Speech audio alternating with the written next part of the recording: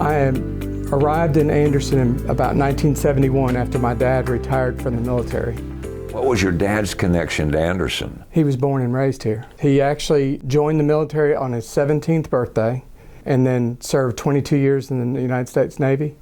And then when he retired, he moved back to his hometown. So that means he would have gone to Boys High. Correct.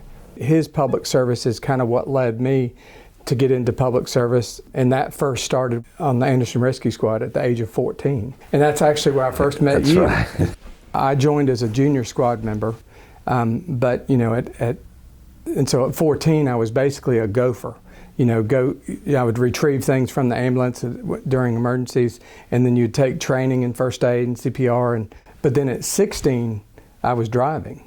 But, of course, this was also in the time when they used to let 16-year-olds and 17-year-olds to drive 40 kids to school in a school bus. Right. So it was nothing unusual, I guess, back then. But I did that until it closed.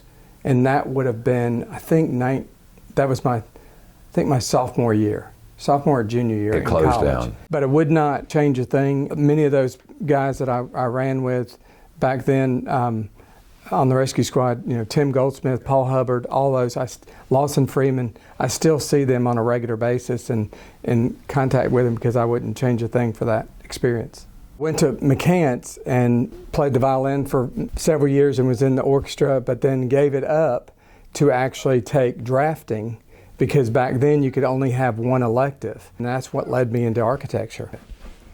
And then my senior year in high school, at Hannah, we had somebody spoke to us about a new college that had just started. It actually had started in 1979. This was 1983, and Savannah College of Art and Design, they were starting a new architecture program, and that's what led me to go to Savannah College of Art and Design. I'm actually one of 9 first graduates in architecture from that school. Really? Yes. They put a lot of money and efforts into making it a phenomenal program for us to learn from, and we had some very well-known architects. Michael Graves, who's a well-known architect. Matter of fact, I won Outstanding Sophomore. He actually presented it, which was, wow. From a little kid from Anderson, having something like that occur was pretty amazing. Pretty was, yeah. So I actually put myself through college. So I worked all 6 years for other architects. And so when I got out, I had a fair amount of my intern hours that's required to be licensed. I continued to work with the individual I worked for in Hilton Head. Then the 90 recession kind of happened, moved to Augusta, Georgia, went to work for a firm there, and then moved back to Anderson, went to work for 2 different firms here, and then was with Frank Clark Architects. The old county courthouse was one of the very last projects that I did the renovation, worked on that project, and then in 1993 left his office, and in January of 94 started Chapman Design Group. Somebody saw the SCAD tag on my car and said, it was actually Steve Hagler. Was it really? He saw the tag because his office is right next to there, and he saw the tag on my car. He said, I think he had a daughter that was interested in going to that school, and then we just struck up a conversation. He said, have you ever done any homes? And I said, yeah, well, that was what I did in Hilton Head. And so he said, I know somebody that's getting ready to start a subdivision. That was Freda Colbreth, Horseshoe Bend. And then I took on 2 projects, my January when I left his office, and then it kind of built from there. So Amy and I met in April of the same year on a blind date. Who set it up? It was actually her, which would now be her ex-sister-in-law, but you knew her sister? Knew her because she was in the rescue squad years back. Okay. Ran into her in a convenience store at the other end of town, 80's Minute Mark, and she just said, I have somebody that y'all would get along great, and so then that's how that ended up happening. We met on a blind date. And what was she doing at the time? She worked in the accounting side of a business that managed retirement facilities. Okay. The first date, and that you knew that was it? Yep. And wasn't looking, but within a matter of just a couple months, I knew, and then we dated for about a year, and then got engaged for 6 months, and then married in September of '95. This was after you'd already opened up your company. Yes. How long before she came to work and was a part of it? I would say just within 4 or 5 months, she started helping me with the books side of it, but then she's basically managed that side because that's her business. Her background is finance. Yeah. For those that may not understand exactly what you do and what you have, tell me the overview of the Chapman Design Group and what you all do. Okay, so first and foremost, I'm a licensed architect in South Carolina and Georgia. Our primary business is private commercial architecture and custom residential architecture. We did the Bleckley Inn downtown. We've done several projects in Hartwell, Georgia, renovated several buildings in downtown Anderson. We did 11,000 square foot office building in downtown Greenville near the ball field. Most of those projects are brought to us through our relationships with our custom home side of our business. So we're nearing about 500 projects. You were directly involved with the Anderson Museum and the continuing exhibit that they have down there, Andersonians at War. Correct. That's kind of near and dear to your heart. Absolutely. With having my dad as retired military, and I've always believed that those sacrifices of those men and women is who gave us the opportunities to be able for you and I to have this meeting today. I feel the same way about our law enforcement and our first responders. And that's why on City Council and any of my time at the State House, that's been priority number one, because I believe that public safety is paramount to everything we do. Tell me about your first run to get a seat on Anderson City Council. How did that come about? So initially, this was probably 2005, 2006, was involved in some development, Stonebridge at Rankins Lake, and there was a little bit of difficulty in managing the process, and it was a frustrating process.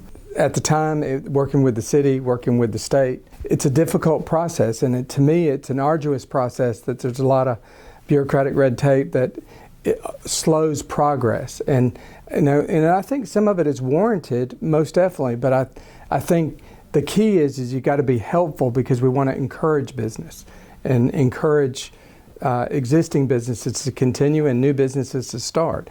So, but that's probably one of the first things, and said, that okay, I think I'm going to put my hand in to run for city council, because I think from a local level, that's one thing you can do. But I will say, first and foremost, once I got in, I realized it's different looking at it from the outside looking in than the inside looking out. Because perception plays a big part of that. And so, although I think I did some very good, responsible decision making that allowed the city to grow in positive ways and refine and improve things that weren't maybe as smooth as they should. And then that's what I look forward to doing at the state level. Why did you decide to jump into the House race?